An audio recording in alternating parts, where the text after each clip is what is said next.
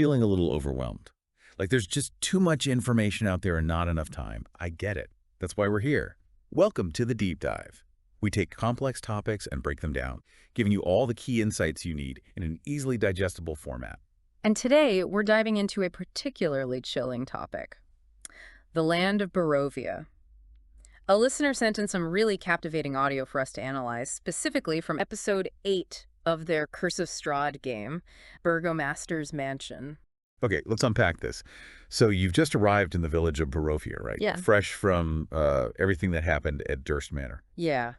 There's this real unease. You can feel it. Palpable, yeah. And Raven, red hair, that's getting looks. Turns out it's a bad omen here. Really bad. Local superstitions hitting hard from the get-go. Seems it's a really bad omen locally. Adds to the general tension right off the bat. Totally. Then you meet Ismark.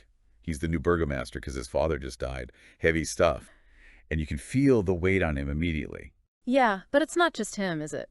The whole tavern feels heavy, oppressive. Totally. The transcript really gets that across. Even you guys, as strangers, seem to make people nervous. Yeah. Afraid, even. It's like the whole village is just braced for the next bad thing, holding its breath. And it's not just this general dread, there's Bildrath, the general store owner. Oh, yeah, Bildrath.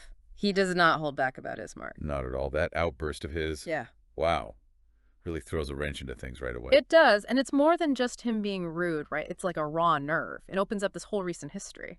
Bildrath blames Ismark for convincing people to stay and fight earlier, instead of maybe fleeing when they had the chance. And that decision had consequences for Bildrath personally. Huge ones. He says his sister, Marta, and her husband, Dragomir, died because they stayed and fought. Now he's stuck raising their son, his nephew, Periwinkle. So yeah, he holds Ismark responsible. We see that anger flare up in the tavern. What does he actually say? It was kind of a blur of anger. Well, he brings up this failed attempt to fight Strahd about 3 months back, led by a guy named Doru. Doru, okay. Yeah, Doru is the son of the local priest, Father Donovich. And apparently that whole thing went badly wrong. Terrible consequences for the village. So Bildrath's bitterness comes from that, from loss. It seems like it. You see how that kind of trauma and loss can just curdle into resentment, you know? Yeah. And that resentment could easily become an obstacle for you, for Ismark, for anyone trying to fix things. In his rant, it's actually packed with info.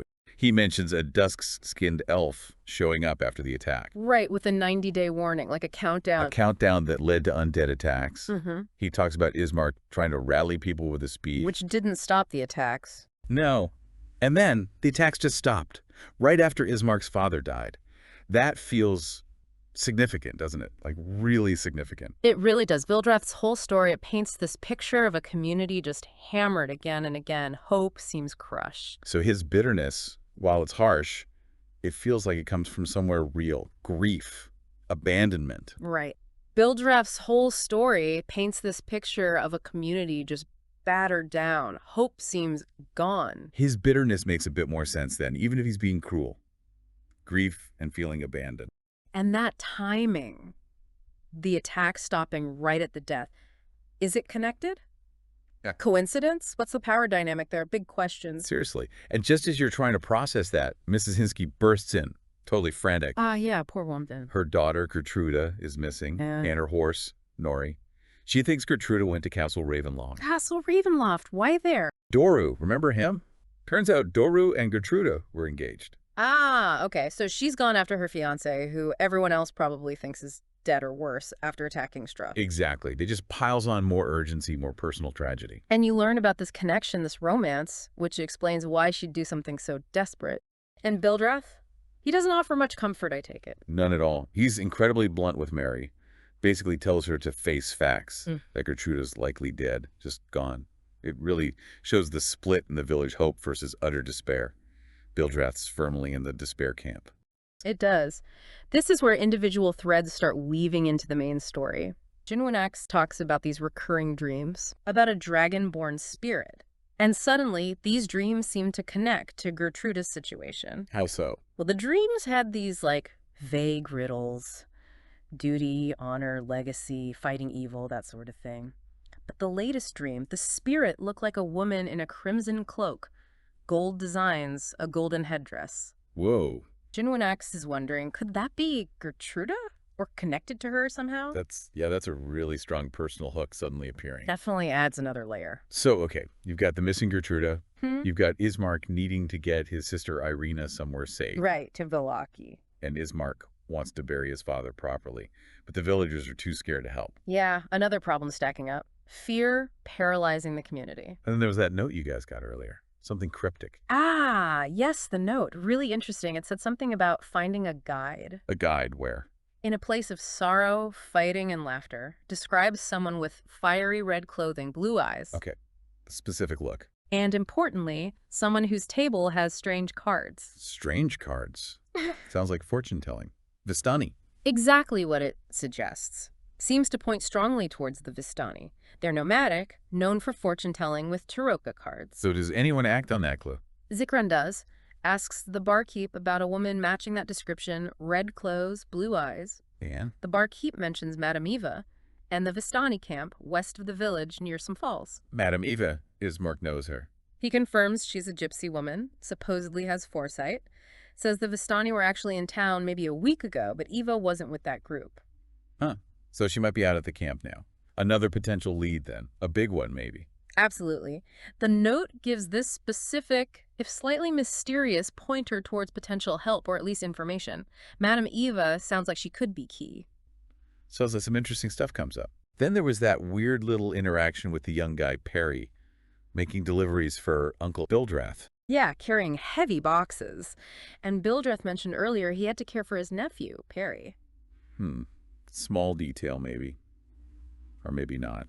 These things sometimes connect later. Exactly. It hints at the ripple effects, the personal burdens everyone's carrying, how interconnected things are. So the party starts trying to prioritize. Go to Bildrath's store for supplies, maybe get stolen stuff back. Yeah, though maybe letting Bildrath cool off first seems wise after that confrontation. Good call. Okay, so priority shifting. Then you decide to go with Ismark to his family's mansion. Seems like the next logical step, dealing with Irina. They get to the Burgomaster's mansion, and it's not exactly quiet, is it? No, far from it. They walk right into an angry mob. Seriously, a crowd of villagers led by this woman, Alenka. And what do they want? They're demanding Ismark hand over Irina to Strahd. Wow.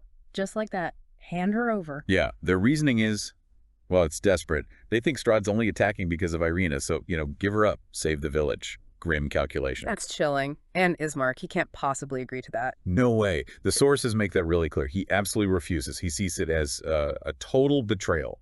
His duty is to protect everyone, including his sister. He's standing firm. So, total standoff. How does that get resolved? Or paused, maybe? Well, that's where the adventurers step in. Specifically Raven, one of the party members. She kind of takes charge, announces they plan to take Irina away from Barovia to Vallaki. Oh, okay. So remove the target. Maybe the attack stop. That's the logic, yeah. And Alenka, the mob leader, she doesn't seem thrilled, but she sort of accepts it. Like, okay, if Irina leaves, maybe Strahd leaves us alone. It diffuses the immediate confrontation, at least. Buys them some time, anyway. So they get inside the mansion, and they meet Irina. How does she react to all this? Is she relieved? Strangers are here to help? Not exactly. The sources say she's really weary of strangers, which, makes sense. But more than that, she's pretty upset with Ismark. About leaving? Yeah. He made this huge decision about her, without her. There's this private chat they have, and she's really emotional. Feels like she's being treated like a child, And she actually says she doesn't want to just abandon the villagers. That's interesting. Shows she's not just thinking about herself, even with Strahd after her. She's also worried about Ismark. What happens to him if she leaves? But Ismark insists her safety is the priority because Strahd is after her specifically. So Strahd's interest is confirmed. Why Vallaki, though? That's where the church comes in, St. Andrew's Church in Vallaki. It's supposedly hallowed ground. Hallowed ground, like magically protected. Exactly. A place Strahd himself cannot enter, a sanctuary. That's why Ismark is so set on getting her there. Okay, that makes sense. Huge tactical advantage if true. But Irina also worries about abandoning the village and about the Barovians who already fled to Vallaki. She feels responsible for them. Seems like it. And Ismark thinks she could be a leader for them, a symbol of hope. He sees strength in her. So he's trying to persuade her it's the right thing. For everyone. Does it work? Eventually, yeah. Reluctantly. She agrees to go. It's clearly not what she wants, but she sees the The logic, I guess. So after that chat, she's clearly been crying. Ismark needs to check on the Gertruda search. You guys offer help, ask for rooms. Right, time to prepare. Irina needs to pack, too. And Ismark still has his father's burial to sort out. Lots to do. Seems like things are finally moving, but still so much uncertainty. Priorities are clearer, though. And later that evening, she actually starts talking to the party, sharing information. Yes, over tea. She starts telling them about the recent troubles. You know, what the village has been going through. Her perspective. It's the start of them, and us, getting the bigger picture. Yeah, and we get some critical backstory. The siege started about a week ago, only stopped when her father was killed. And the trigger. Daru's attack on Strahd during his hibernation. Hibernation, yeah, that's unusual for vampire lore, isn't it? Suggests vulnerability, specific timing. Daru tried to exploit it. We get a confirmation. Strahd's a vampire ruled for centuries. Centuries. Puts things in perspective. Definitely. And his chamberlain, Rahadin, showing up, announcing 30 days to make peace. Then the attacks start. It sounds so calculated. Cruel. Almost theatrical. Absolutely. Asserting dominance. Not random violence, but a deliberate response. Manipulative. But then, the real shocker. Strahd bit Irina 4 days ago. Wow. Okay, that just changes everything, raises the stakes incredibly high. Urgency level 10. Get her to that church. Apparently local lore says 3 bites and you turn. So she's on a clock. Whether that's literal or just belief, the pressure is immense. She needs sanctuary now. And the reason he's after her, she looks exactly like his past love, Tatiana, who killed herself to escape him. Yeah. And the local belief, souls get reborn. He's looking for Tatiana's reincarnated soul in Irina. Irina even saw an image of Tatiana in Madame Eva's crystal ball. This is pure gothic horror unfolding. It adds this layer of tragic romance almost to his obsession, centuries long, and it connects back to Madame Eva again. Tying it all together. Exactly. It adds this layer of doomed romance to Strahd's evil, this centuries-long obsession driven by grief and this belief in reincarnation. Makes her connection to Tatiana even more potent, more dangerous for her. And Irina herself. She doesn't remember her own past. Nope. Found wandering in the woods as a kid, no memory before that. Just deepens the mystery around her and this possible connection to Tatiana. No wonder you guys are emphasizing getting her to safety. Advising her to pack weapons, too. Does she know how to use them? She says she knows a little about using a sword, which, yeah, given the danger, any defense is good. Every little bit helps, right? Given the danger, her amnesia, the resemblance. She's central to this whole drama. Okay, but someone asked that key question again, right? Why did the attack stop when her father died, not after Strahd bit her? Yes, brilliant question. And Irina, she has no idea. That feels like a really important loose end. The timing is just off. It really is a major unanswered question. Was killing the Burgomaster some goal in itself for Strahd? Did it achieve something specific? Or is it unrelated? We don't know. It definitely needs more thought. And Irina gives more detail about Gertruda, too. Yeah, confirms the engagement to Daru, how Gertruda refuses to believe he's dead or lost. Escaped her mother's watch 4 days ago to go look for him. 4 days ago. Same time Irina was bitten. Probably just coincidence, but still. Worth noting. And she mentions other villagers have also disappeared recently. Gertruda's not the only one. So things are escalating. It's not just Strahd's direct attacks. People are just vanishing. Seems like it. Suggests maybe other dangers lurking, or the community is just breaking down under the stress, people taking desperate risks. And the party gets this feeling. Strahd knows everything. He's omnipresent. Yeah, that sense of being watched, that Strahd's awareness is everywhere, makes everything feel much more dangerous. So the immediate path seems clearer now, if still dangerous. Arrange the burial. Get Irina ready to move. Head towards Vallaki. And maybe try to find Madame Eva on the way. That seems to be the plan crystallizing, yeah. A lot to handle all at once. Okay, so let's quickly recap the big takeaways here. Barovia. It's deeply messed up. Ruled by this ancient vampire Strahd. Yeah, perilous is the word. His obsession with Irina, because she looks like his dead love Tatiana, is driving a lot of the immediate danger. Especially now he's bitten her. That's central. Absolutely. Yeah. The reincarnation angle, the ticking clock with the bites. And you got missing people, like Gertruda, adding to the fear. Villagers who are terrified, distrustful, looking for scapegoats. Right, the social fabric is tearing. Ismark needs help burying his father. Vallaki and its hallowed church offer the best hope for Irina's safety. The potential sanctuary, yeah. Crucial goal. And that cryptic note points to Madame Eva and the Vistani. Maybe they have answers or guidance. A potential source of insight, definitely worth pursuing. Yeah. It's a really complex, dangerous mess you've walked into. Definitely. And the really striking things, the aha moments maybe. Strahd's centuries-long hunt for Tatiana's soul, that's huge. Yeah, the Gothic romance turned nightmare. And Irina's resemblance, confirming it via Madame Eva's vision. Plus the local stuff, the superstition about red hair, the lore about 3 bites to turn.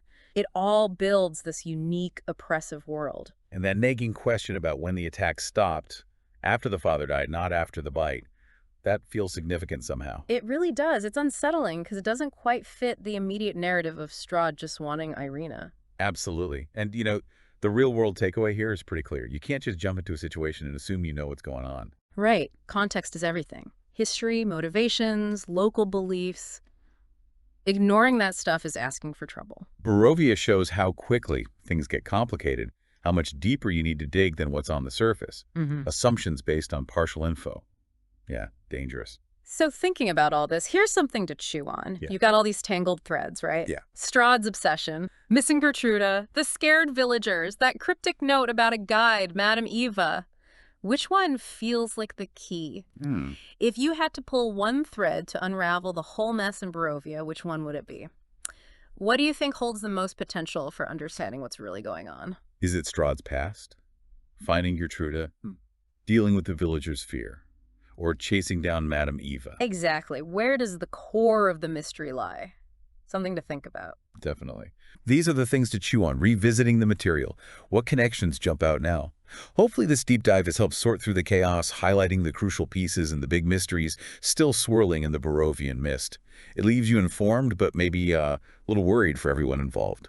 And until next time, keep those dice rolling and those imaginations firing. And we'll see you next time.